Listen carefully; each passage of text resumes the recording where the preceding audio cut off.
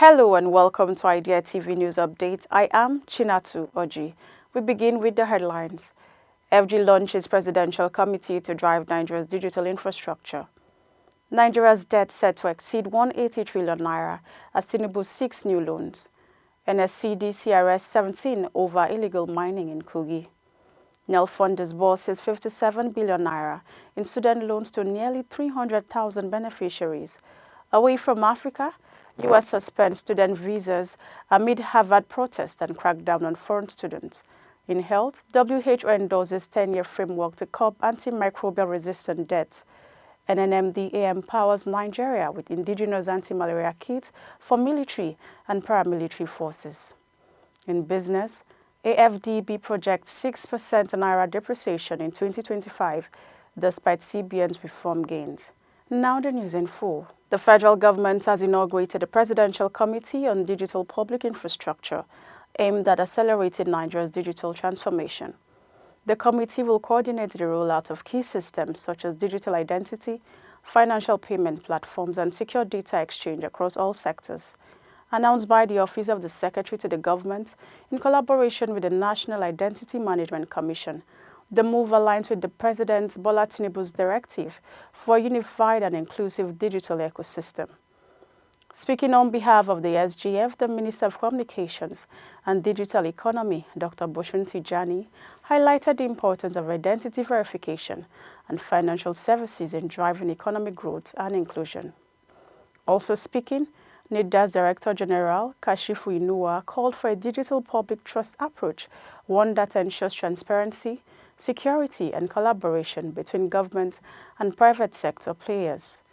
The newly formed committee will serve as a central hub, ensuring interoperability of systems and strategic alignment across agencies and industry.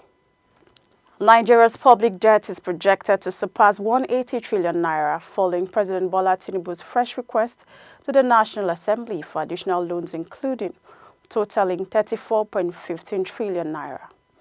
In letters presented during plenary sessions in both chambers, the president is seeking approval to borrow over $21.5 billion externally, translating to over 33 trillion naira, as well as a domestic bond of 757.9 billion naira to clear pension arrears.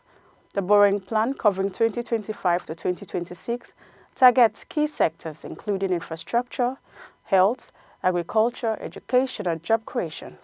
President Tinubu described it as vital in the wake of subsidy removal and falling government revenue, stressing that the funds will help bridge the infrastructure gap and stimulate economic growth.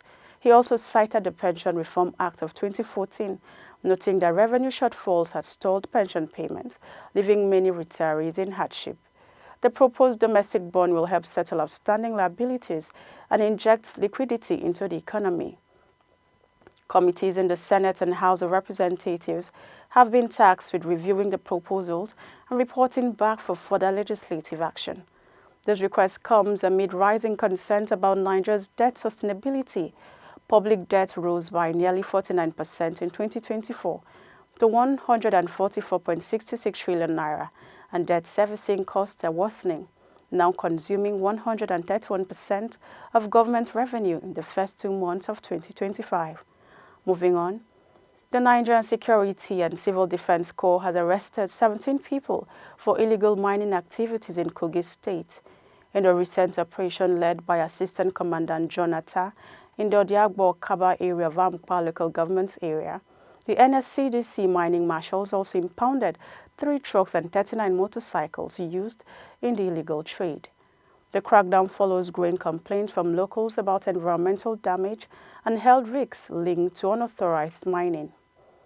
NSCDC Commandant General Ahmed Audi reaffirmed the Corps' commitment to protecting Nigeria's mineral resources and cracking down on all illegal operations nationwide. The Nigerian Education Loan Fund has disbursed nearly 57 billion naira in student loans to over 298,000 students across 198 tertiary institutions in its first year. Launched in May 2024 under President Bola Tinubu's administration, NEL Fund was designed to remove financial barriers to higher education. According to the Managing Director, Akintunde Sawyer, 30.18 billion naira covered tuition fees, while 26.63 billion naira was paid out as upkeep allowances. Soya described the initiative as a bridge to opportunity, equity, and national transformation, aligned with the renewed hope agenda.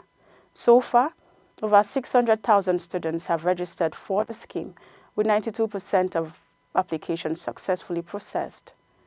Away from Africa, the United States has suspended the processing of students and exchange visas following orders from Secretary of State Marco Rubio, as the Trump administration cracks down on foreign students protesting the Gaza war.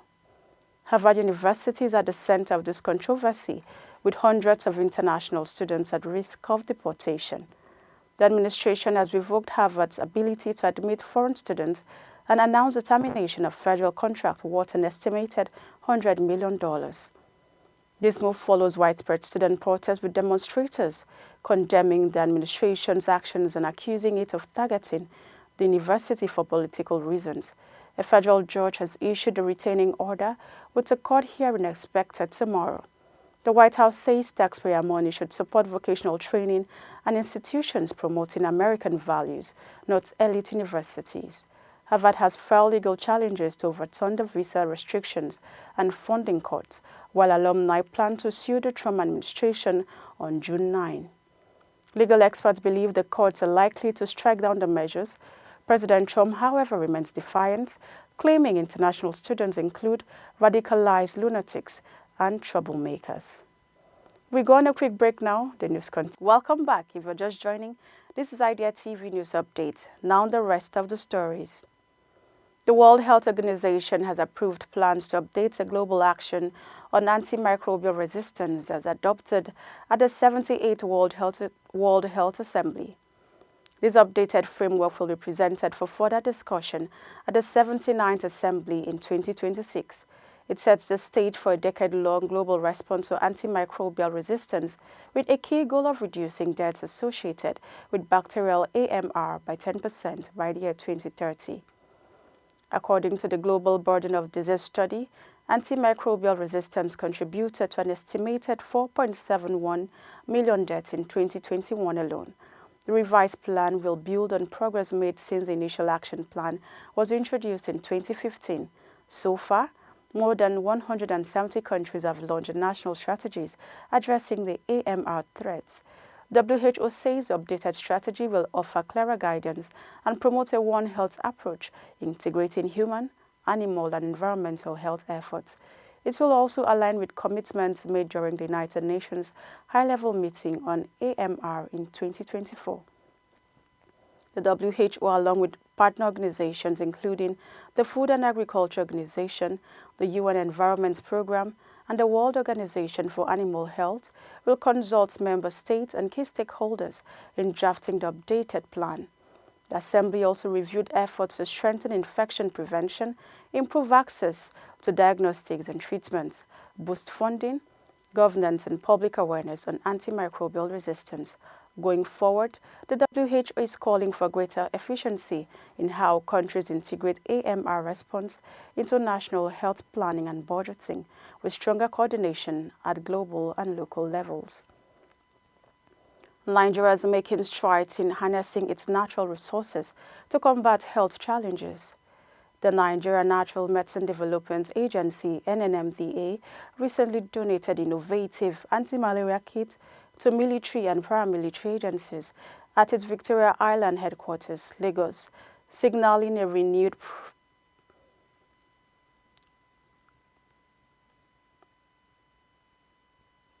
Nigeria is making strides in harnessing its natural resources to combat health challenges. The Nigeria Natural Medicine Development Agency, NNMDA, recently donated innovative and anti-malaria kits to military and paramilitary agencies at its Victoria Island headquarters, Lagos, signaling a renewed focus on indigenous health solutions. Professor Martin Zemeji, the agency's Director General, emphasized that Nigeria must prioritize research in health and agriculture to unlock the potential of its natural resources. He pointed out that Nigeria's natural products are affordable and effective for essential treatments, easing access to health care across the country. He also highlighted that the agency, at the forefront of the government's Renewed Hope agenda, has developed several groundbreaking medications, including treatment of diarrhea, sickle cell anemia, diabetes, and anti-aging. The anti-malaria intervention kits approved by NAFDAC were received by Major General Farouk Mijinyawa, General Officer Commanding of Nigeria Army's 81 Division, who pointed out that Nigeria have long used traditional remedies like dogoyaro and mango leaves, expressing concern over the undervaluation of indigenous efforts. The event also featured goodwill messages from various dignitaries and other military leaders, celebrating Nigeria's progress in medicinal research. Coinciding with Professor Major's second year as DG, the event underscores Nigeria's commitment to harnessing natural resources for sustainable healthcare solutions and economic growth. And finally, in business, the African Development Bank is projecting a 6% depreciation of the Nigerian naira between 2025 and 2026, citing continued global financial market uncertainty. This outlook, published in the African Economic Outlook 2025, comes shortly after the Central Bank of Nigeria announced a drop in foreign exchange market volatility to below 0.5%. CBN Governor Olayemi Kadoso, speaking after the 300th Monetary Policy Committee meeting in Abuja, attributed the FX market's stability to ongoing monetary and fiscal reforms, improved transparency, and rising foreign reserves. Factors, he says, are boosting investor confidence. However, the AFDB expects currency depreciation in 21 African countries next year, including Nigeria, Ghana, Egypt, Rwanda, and Zimbabwe, mostly due to potential declines in export earnings. Meanwhile, countries like Kenya and those in the CFA franc zone are expected to see currency appreciation backed by stronger market fundamentals. The report also notes that in 2023, 28 African nations faced currency depreciation, although 17 of them have since recorded some recovery. Kenya's shillings, for instance, rebounded in 2024 after a successful Eurobond issuance. Despite Nigeria's efforts, the AFDB warns that structural issues such as low productivity, fiscal pressures, and misaligned exchange rate regimes continues to challenge many African economies. To ensure long-term currency stability, the bank recommends stronger export capacity, better macroeconomic management, and sustained reforms. The CBN maintains that Nigeria is on a path to recovery driven by tighter policies and collaboration across economic sectors. And that is all we have for you on Idea TV News Update. But before we go, here's a recap of the headlines. Federal government launches presidential committee to drive Nigeria's digital infrastructure. Nigeria's debt set to exceed 180 trillion naira as Tinubu seeks new loans. NSCDC arrests 17 over illegal mining in Kogi. Nel Fund disburses 57 billion naira in student loans to nearly 300,000 beneficiaries. Away from Africa, U.S. suspends student visas amid Harvard protest and crackdown on foreign students. In health, WHO endorses 10-year framework to curb antimicrobial resistant deaths. And NMDA empowers Nigeria with indigenous anti-malaria kits for military and paramilitary forces. In business, AFDB projects 6% naira depreciation in 2025, despite CBN's reform gains. Do not forget to follow us across all our social media platforms at Idea Television. Remember, a great Africa is a collective responsibility. We owe it to ourselves to do what is right. I am Chinatu Oji. Thank you for watching.